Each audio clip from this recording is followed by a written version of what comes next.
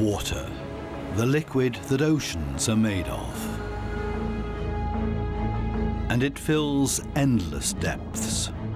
Only few will venture out into the endless open ocean of this vast underwater world. Most of the ocean inhabitants live in the city, as it were, like human societies. Very close together, with friendly neighbors and nasty co-tenants. While dangerous robbers lurk around at the edge of town.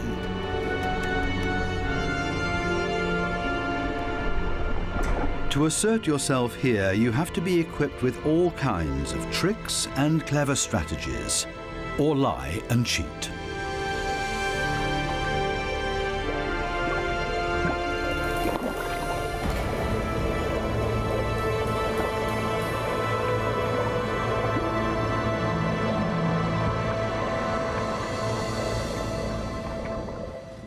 Coral reefs are the largest structures in the world.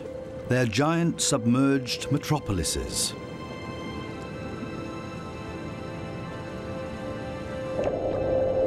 Millions of different inhabitants live in these cities, a universe with coral palaces and soaring towers.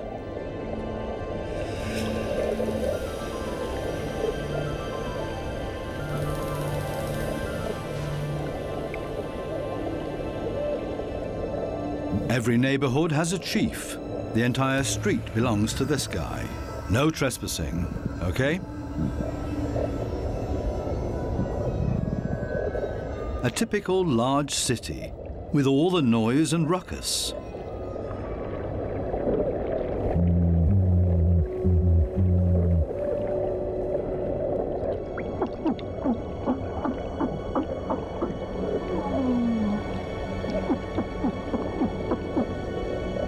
Even this little porcupine fish bleats around. It creates this sound with its swim bladder.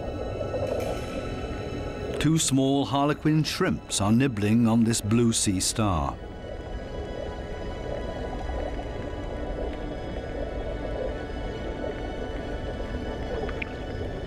If someone else shows up, he will catch hell.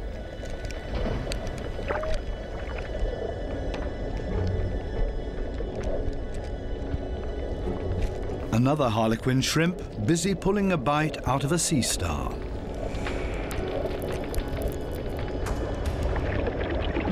Moray eels in disagreement.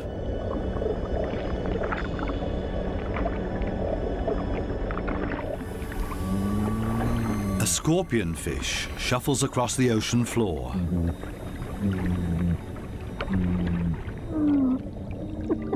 Everything and everybody makes a lot of noise. A boxer crab threatens everybody that comes by, holding two poisonous anemones in its claws. At least the anemone reef looks peaceful. Or does it? The clownfishes are having a huge squabble. Who does this anemone belong to? We can hardly see this fish, but he's easy to hear, a crocodile fish. Does this giant puffer fish hear something?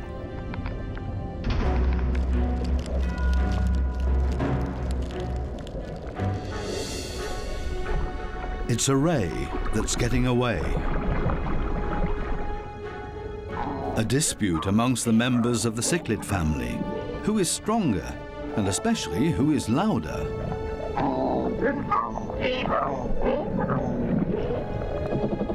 Two Walkman fish are noisily trying to woo a female.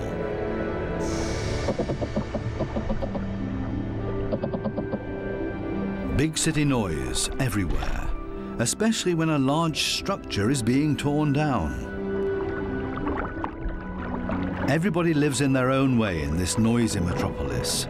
Some hover above it all, but others are more down to earth and literally live in the coral sand. These goat fishes, for example, they plow through the ocean floor and catch smaller animals between their teeth. They use their barbels like a dowser. With them, they can detect even the weakest electric fields that point them towards small prey.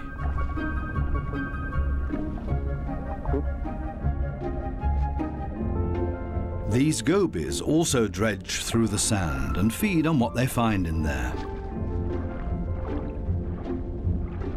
There's another way of finding prey in the sand. This blue-spotted stingray uses its wings like shovels, and there's always a chance of stealing something. While one works, others just stand by and feed on what's left over, maybe a piece of crab or a mussel. You have to be very familiar with this area to find the best morsels.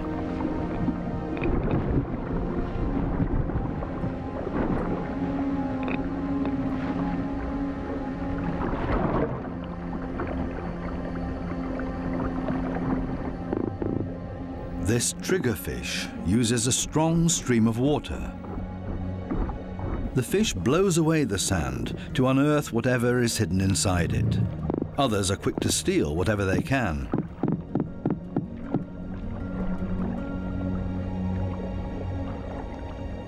The triggerfish is a commanding fish, and most reef inhabitants are easily intimidated by him, except for these strange visitors that don't seem to show fear. In any case, it's best to cover them up with sand.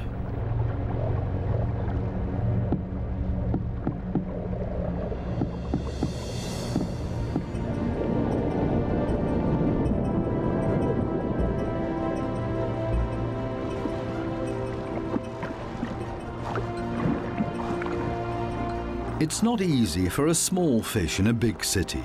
There's always somebody with bad intentions, and you have to be extra careful not to get swallowed, like these moon wrasses, for example. So it's always safer for the smallest among the reef inhabitants to show up in schools. It's difficult to keep an eye out for only one little fish, and as a result, the predator often grabs blindly at nothing and comes up empty. To show up in a big mob is always safest. Others are easily distracted at the sight of so much prey all at once. This easygoing giant pufferfish would never have a chance here anyway. Being part of a school of fish is always the best protection from predators. The slow ones are being ignored. No danger here.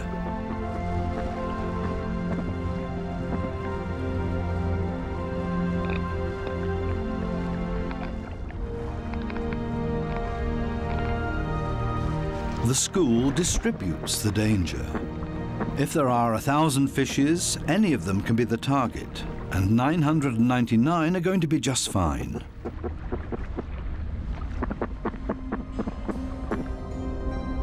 But what about loners, or those that live as a couple?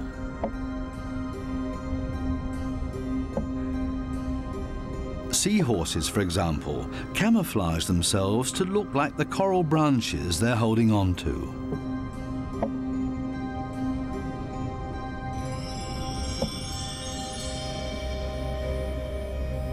Even more difficult to see, where is the animal here?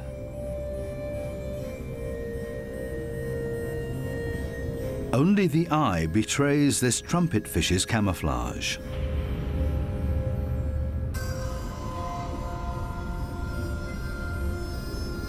They do everything to not look like themselves, ornate ghost pipefishes. They're inseparable, a couple.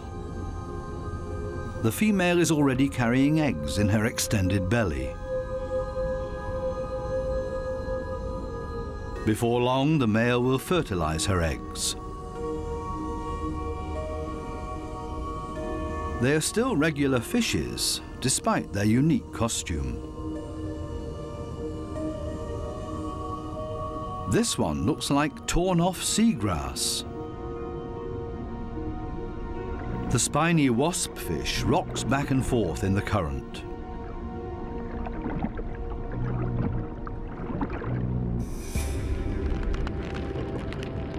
Not a monster, but ingenious camouflage. a spider crab that's decorated its head with a sponge. This will deter any predator.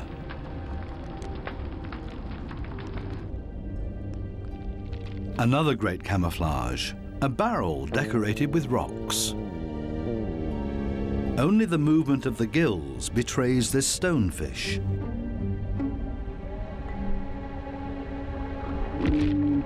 Even a smack with a fin doesn't bother him. The fish knows it will not hurt him. It only shoves him a little further to the side.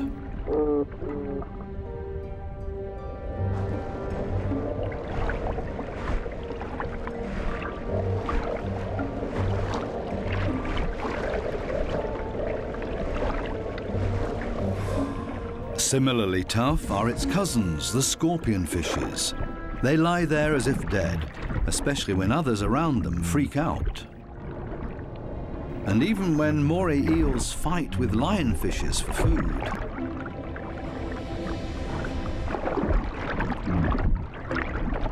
The scorpionfish lies in wait for its chance,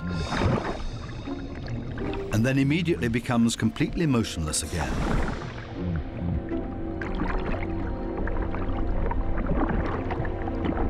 The only difference is that it raises its dorsal fins with the poisonous barbs inside, is completely still but now also armed.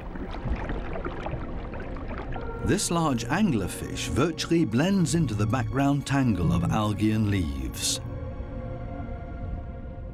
Right now, the anglerfish is on high alert. It ejects a large cloud in order to throw off predators. It's not the time to feed or catch anything. Its angling rod is lying flat on the fish's back. The white tip at the end of the rod is used to lure prey. The anglerfish feels threatened by something. Finally, it gives up its camouflage and moves further over, using its fins to float. As soon as the fish retracts the fins, it sinks to the ocean floor. Anglerfishes come in all kinds of shapes and sizes. Their trick is ingenious, using the angling rod as a lure. And every curious little fish becomes dinner. Many animals, including ocean inhabitants, communicate with a mixture of sounds and behavior. Everybody has to look out for their own survival in this metropolis of ocean inhabitants. But it seems maybe not quite everybody does it by themselves. The partner goby has come to an agreement with two pistol shrimps. The goby keeps an eye on things while the shrimps keep maintaining their hole. Larger rocks at the entrance are ideal for securing it.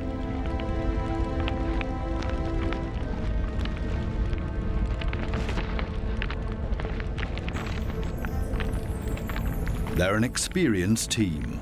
The shrimps keep in constant contact with the goby and even massage the fish's belly. The goby will get nervous without these gestures from the shrimps. The pistol shrimps need a cool and collected bouncer at their entrance.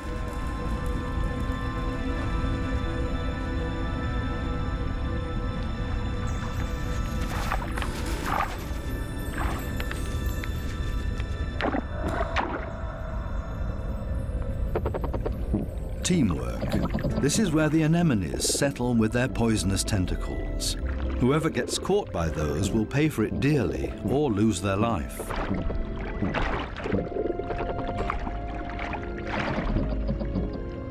No wonder that there is virtually no one who likes to settle here.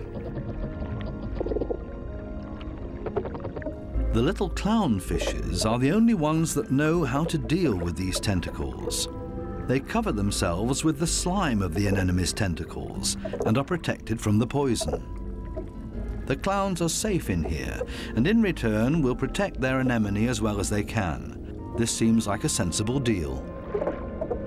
But on occasion, the anemone will pull the tentacles inside its column-shaped body, which means the clownfish's home is gone. When this happens, they panic and look for another anemone that they can hide in for the time being. Unfortunately, this one is already occupied, and the next one as well, and this means having to fight its current owner. There's much to lose for the clowns. Without the anemone, they can't procreate. The clownfishes attach their eggs to the bottom of the column-shaped foot of their anemone, hidden behind the poisonous tentacles.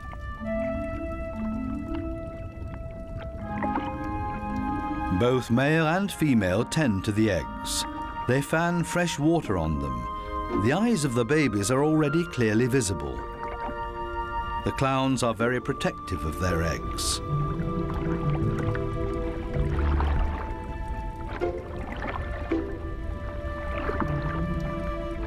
It takes the two of them to protect their offspring, and only in conjunction with the anemone.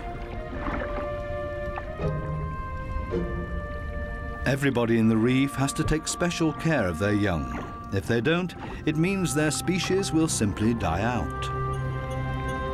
So it's not surprising that everybody gives it their best effort.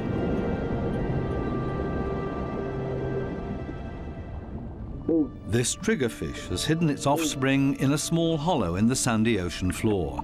And this means having to constantly protect this open egg site. On occasion, they blow and fan the eggs, but mostly they keep an eye out for predators. This means grave danger. One of the sea urchins is wandering straight towards the nest.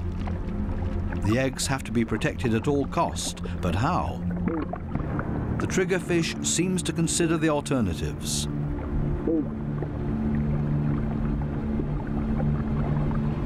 But then it blows and then rams the sea urchin.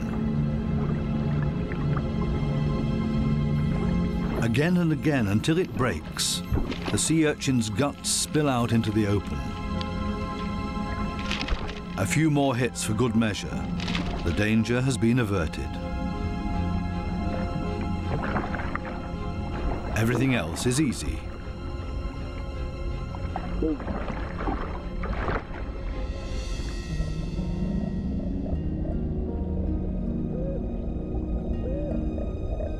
Two little damselfishes cling to a coral branch, a pretty and obviously inseparable pair. They appear to have something important to do. And there it is. The female has been laying eggs and glued them to a coral branch. Over and over again, both of them sweep past the eggs to keep them clean. Two very busy parents in the middle of town. Not far from them, the same kind of damselfish, but this one is feeding on the eggs, not tending to them. This damselfish's priorities have changed. Its partner is gone, and it's impossible to bring the eggs through by itself. So it feeds on its own eggs to at least recycle the nutrients.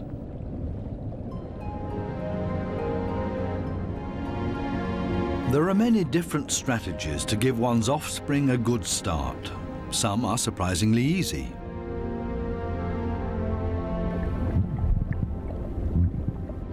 The mass mating of the black sea breams. The males are so generous with their sperm that often a cloud of it will engulf the entire wedding party.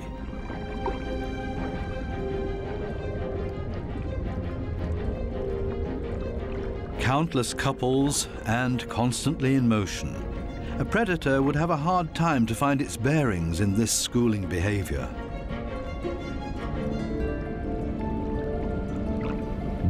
The fish's instincts cause them to mass mate in order to ensure the survival of their species.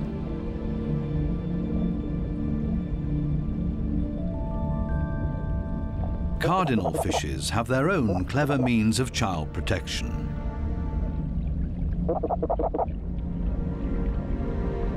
It's not time yet. The couple are still flirting and courting with each other, going around and around.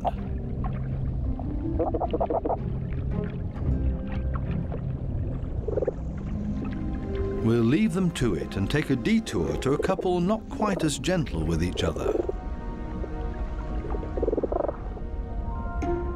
Monkfishes live in groups, and their nests are very close to one another. As a result, all the fishes are alerted to a predator nearing their nests.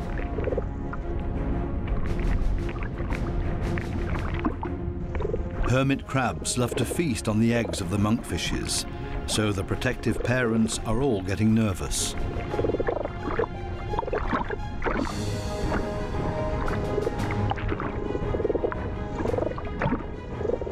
The hermit crab is still far enough away and currently busy with something else. The hermit crab's best defense is its house that it carries around for protection. The patience of the monkfishes is wearing thin.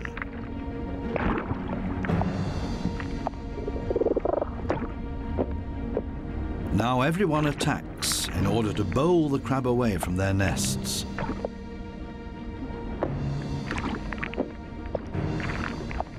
They're clearly telling this hermit crab to take a hike, but they should have stayed with their offspring because there's new danger approaching.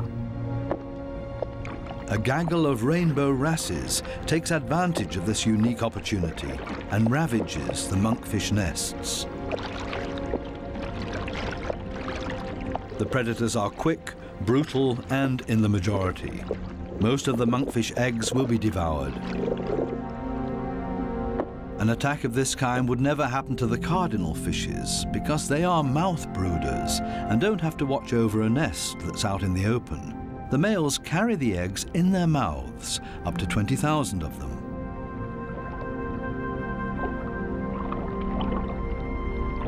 A mobile nursery. They're safe here in their father's mouth, unless, of course, he gets eaten.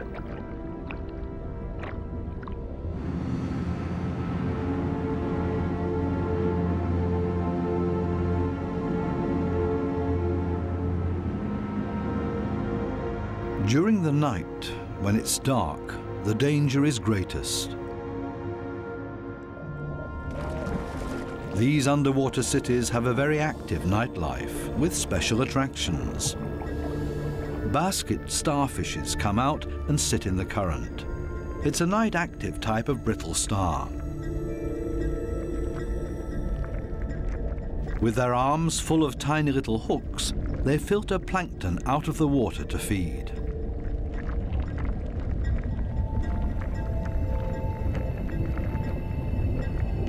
A very elegant feather star.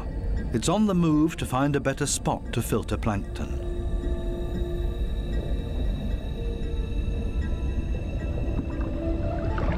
This Spanish dancer is even more graceful and elegant than the brittle stars. It's a type of nudibranch.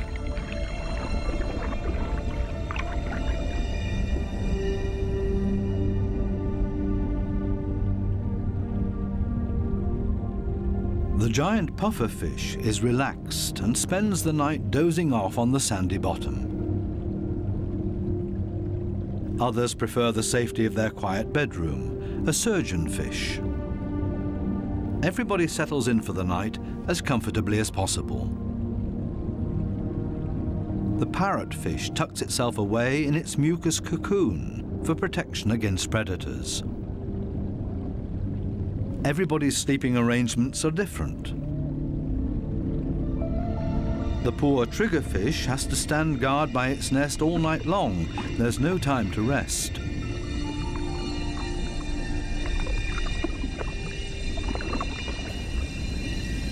Some of the predators are quite soft-footed. A cone snail has spotted a small fish.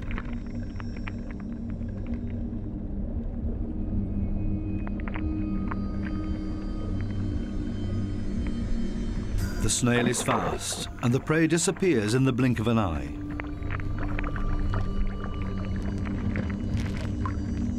The night is still young, and still full of danger and terror.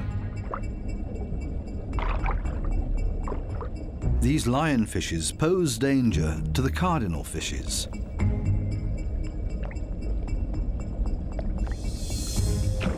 Lionfishes suck in their prey.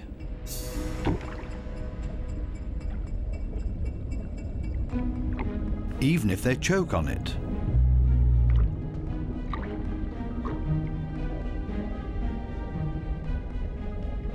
They're hanging around waiting for their chance.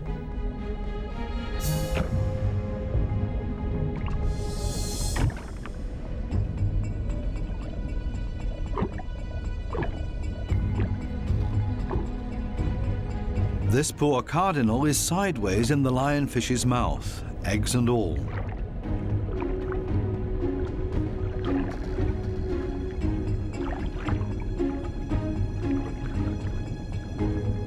Lionfishes aren't the most elegant predators, with all their attachments and frayed fins.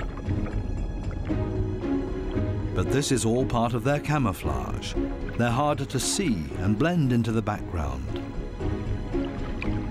Outside the reef, the lionfishes hunt as a school. They drive their prey towards one another with their fanned-out fins.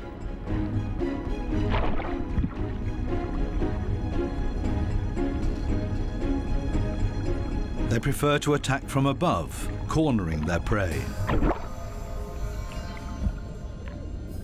This is not a different location, just different light. These special blue lights totally change the appearance of the reef.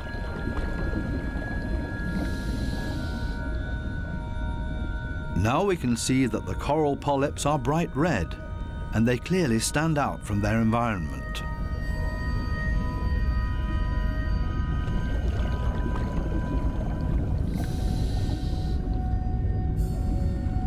A new and fascinating perspective on the communication of many ocean inhabitants. And suddenly an eruption of sorts.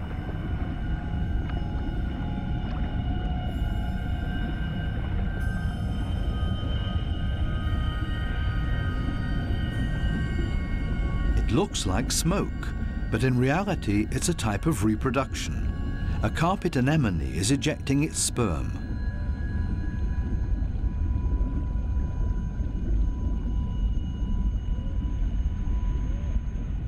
In the blue light, it looks like a dramatic eruption.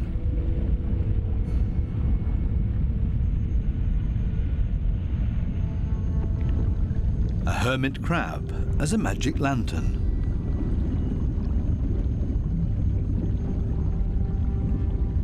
The blue light brings out these colors.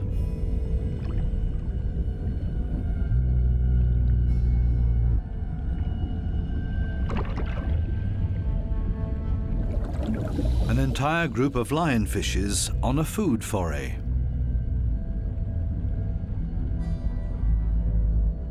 The animals don't seem to know any fear. It seems that they're well aware of the poison they carry in their back spines. They even use the light of our dive torches to their advantage. There's no nightly rest to be had here.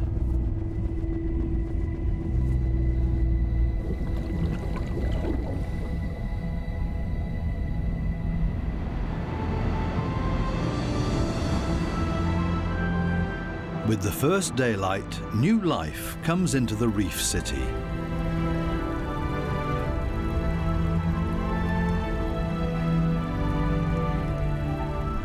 They all seem to start going again, ponderously with armored fins.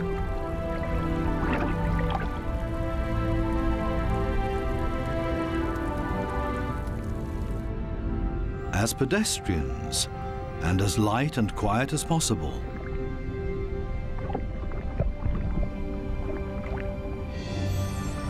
Mother and daughter, elegant and synchronous. Some have to hustle along on 10 legs. This spider crab runs straight into a brittle star gathering. A giant smash-up in the early morning. Wildly flopping around, everybody tries to get away.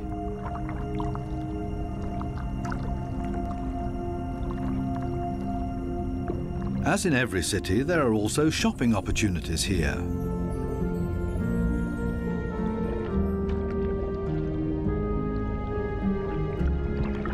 This moray eel knows her shops well. She rushes to her favorite store every morning. The same with this blue-spotted ray. But they haven't opened yet. It leans on one fin as if to say, it's waiting.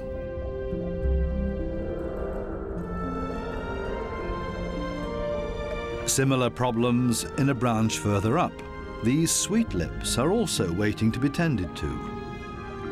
Here they come, a little late this morning. The small cleaner wrasses are starting to open their shop and are hungry. They're ready to rid their customers of parasites. This ray is also being served. It likes to have its gills cleaned. This is a barter business. One side gets cleaned, the other fed. A very fair deal. Clownfishes seem to be excluded from this business because they can't leave their anemone. In their case, the cleaner fishes make house calls.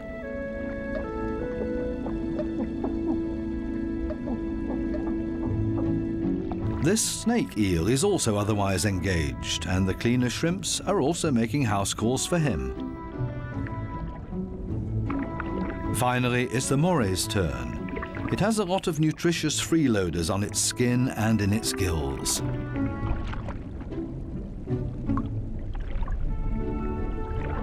All of a sudden, the cleaners leave.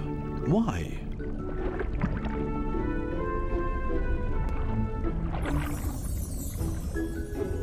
This Titan triggerfish is no better off. The treatment has stopped before he was finished. The cleaner fishes have new customers, clients that have never come to see them before, and they're now being preferred over old customers. The point is that these new clients will like the service here so much that they will come back again. The regular customers have to be patient and wait until the new clients are finished. Cleaner fishes operate solely according to economic rules. This guy has also come for the first time and quite enjoys their service.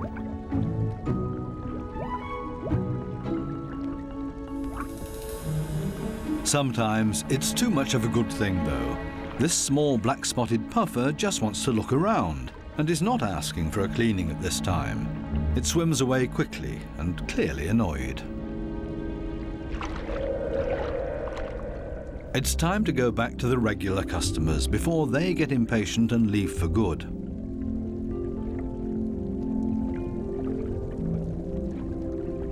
Digging deep where the gills are dirtiest.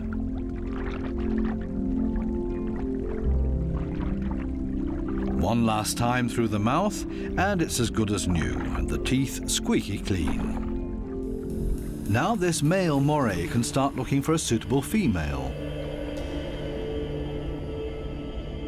She is clearly not interested in male visitors. This next dugout also does not look encouraging.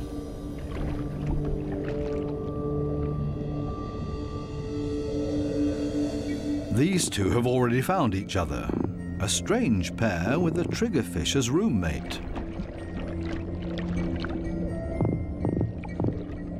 They seem to get along just fine. It's difficult to cut in as a stranger.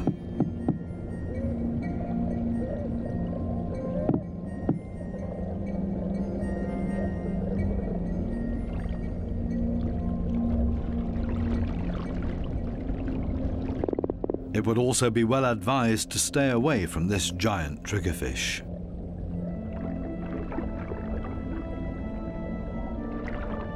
This, on the other hand, might be a different situation. It's important to be patient.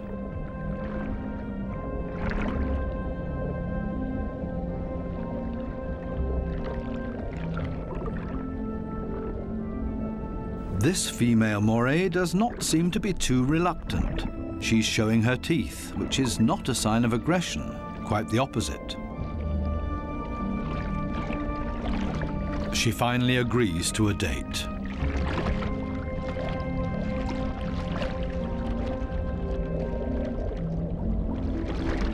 The two of them are getting to know each other. Moray eels are very gentle with their mates.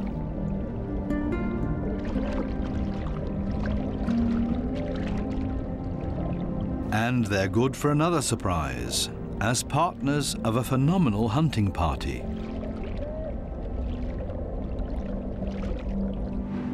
These types of hunting parties have to find each other first in this big city.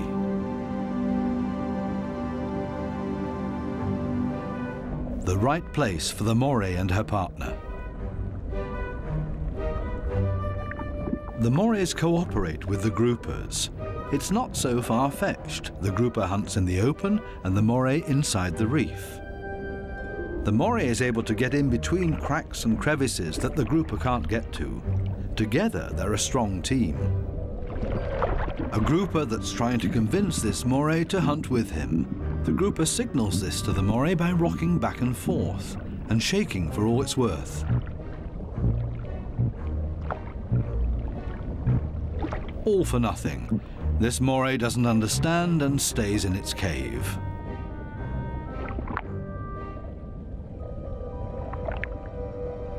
Next try. Maybe the Moray will react this time and swim with him. Again, no luck.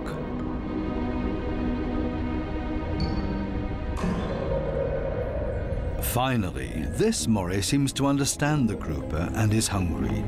The grouper tilts its head and the Moray accepts his invitation. Together they swim through the reef. The Moray prefers to swim between the dark alleyways, and the grouper decides it's safer to stay on the main streets around the reef. This is not the right place. The grouper expected to find scared prey here.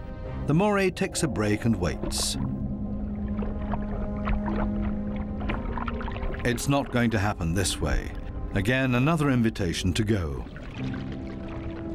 They continue through the reef to another coral head.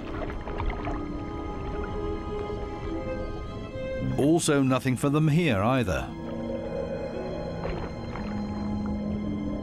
The Moray is getting ambitious as well now and initiates a hunt on her own.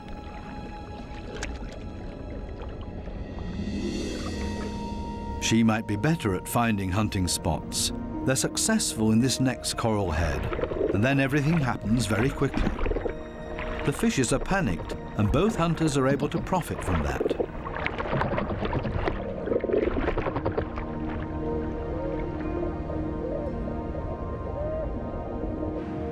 This coral city offers living space for millions. Many hideouts and crevices provide protection for everybody. My home is my castle.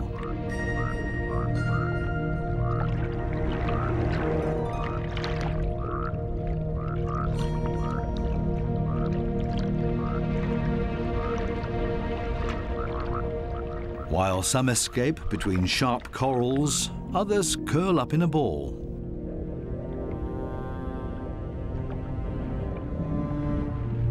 Octopuses don't have bones and are therefore able to change shape. Their homes are usually very tight and space-saving.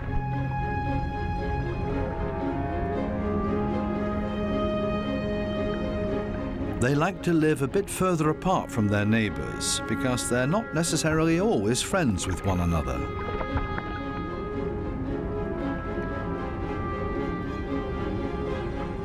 It might be best to put up a wall of stones between them. The ocean offers many hideouts, which is synonymous with survival for many ocean inhabitants.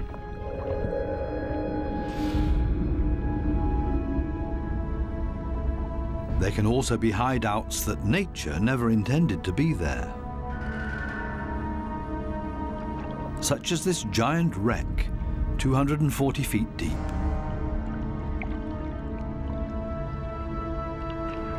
A research submarine on its way into the deep comes across a sunken freighter. It's an artificial world with countless nooks and crevices to offer protection and a home for many ocean inhabitants.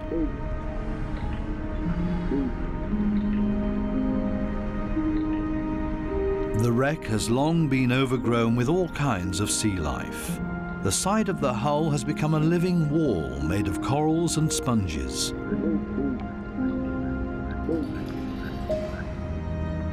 Sunfishes, with their odd form of movement, patrol this area. They're looking for jellyfish.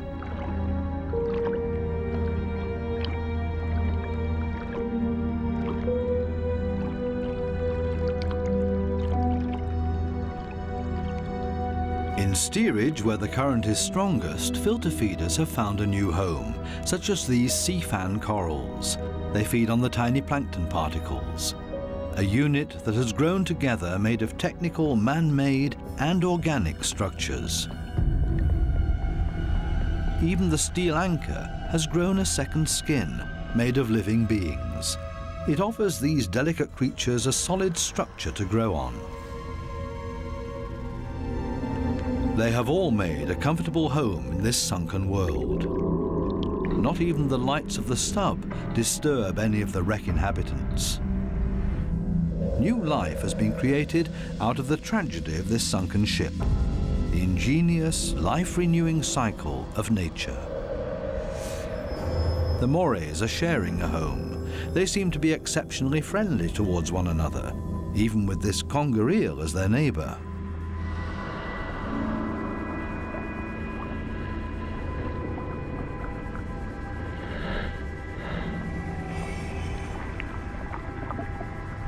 Even the octopus remains unharmed by the morays.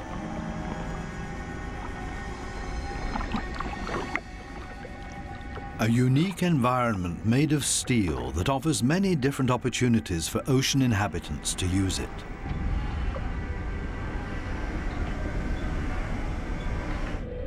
Even this fishing net offers a conger eel a place to hide. The original destination of the sub is located a bit deeper, a picturesque underwater city full of ancient amphora architecture. An antique merchant vessel sank here. Only the clay containers, once filled with Greek wine, are still visible. Now they offer homes and protection to many ocean inhabitants. Similar to the reef, hiding places are essential for staying alive down here. The amphorae have a very special shape.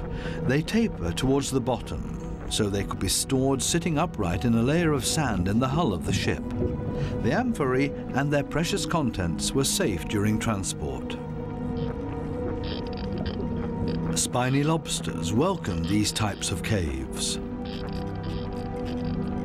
Conger eels also feel safe in this mess of amphorae and shards of clay, as if it was made for them and their slender, long bodies.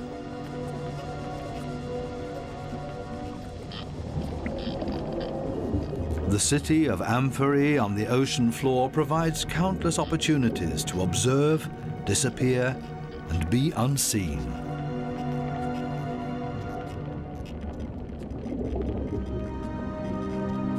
Maybe that's why this city seems to be very calm and orderly, even when the conger eel swims above everybody's abode. Nobody panics because they only have to withdraw slowly into their homes and are safe. The same goes for this forkbeard.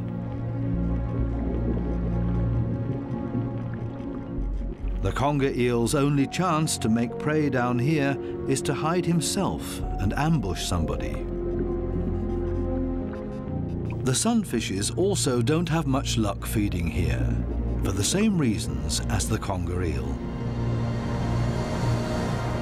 On the other side of the globe, the Spencer Gulf in southern Australia. Every year, hundreds of giant cuttlefishes meet up to mate. The rocky seabed offers great holes and caves to hide the eggs.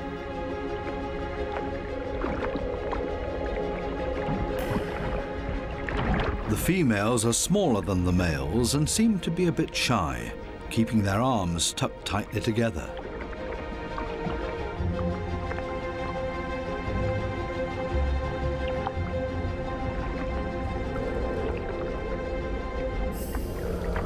The males, on the other hand, present every bit of themselves openly to impress the females, but also other males that are potential rivals. When the going gets tough, it's always a good idea to hide behind the safety of a cloud of ink.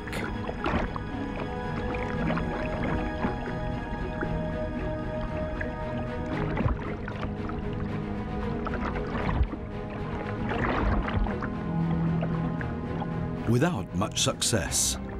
Escape in reverse.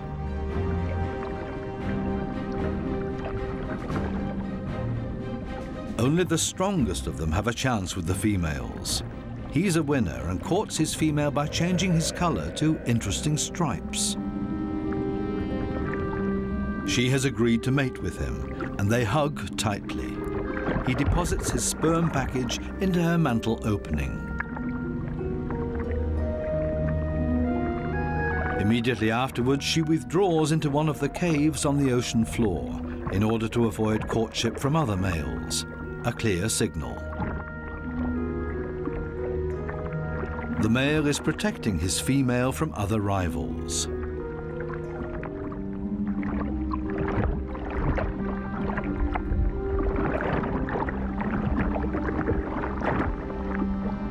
But there's always the unexpected.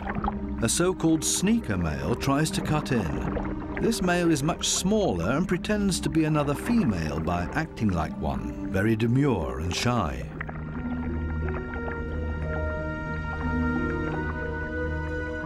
All seems to be fine in the den. He's busy chasing away other rivals from this new supposed female. Especially now that there are 2 females under his protection. It can't hurt.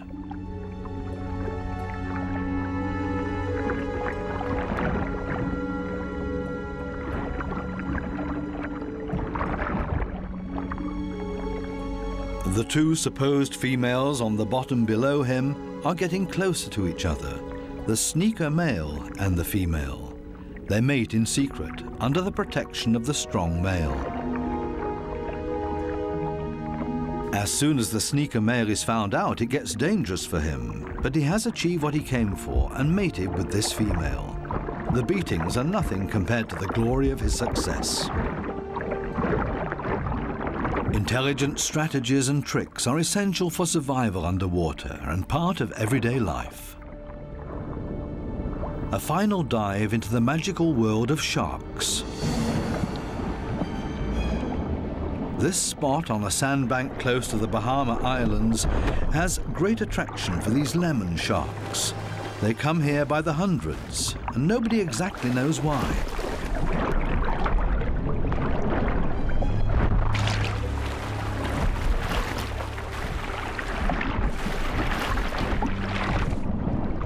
This sandy plateau in the middle of the open ocean is easy for scientists to get to.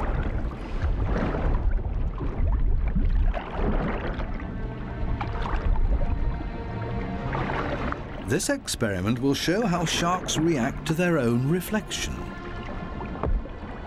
The metal mirror stands upright on the seabed. The animals that swim towards it will see their own reflection coming closer. How will these lemon sharks react? Now the researchers have to have strong nerves. Things stay surprisingly calm. The foreign object is almost ignored, as if it had been there forever. The sharks either swim past it or underneath it.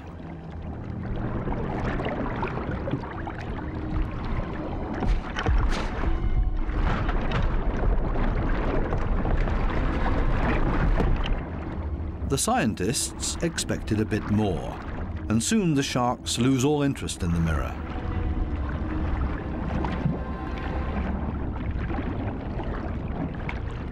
Some sharks even calmly drop to the seabed to rest.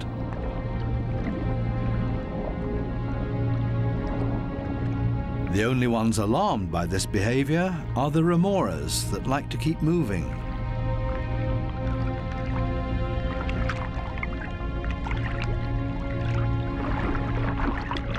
They let go of their shark and see if they can't hitch a ride with a more active individual.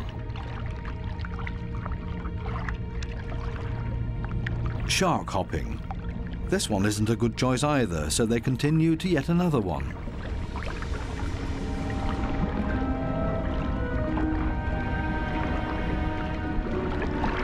All of a sudden, something happens to the mirror, and the peaceful afternoon on the sandbank changes quickly into the complete opposite. The rope that the mirror is attached to loosens and the mirror falls over.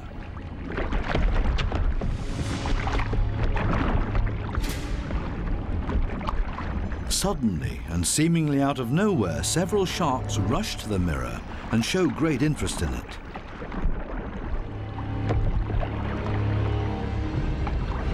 They smell and touch it, and they get more and more excited.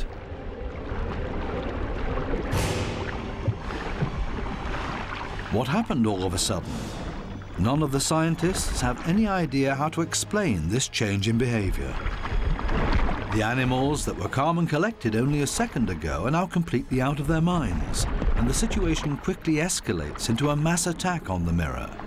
Do they mistake their own reflection for an opponent? It's time for the divers to leave because it's not safe anymore. The communication of the ocean inhabitants continues to offer new and exciting insights, though we will probably never fully understand them.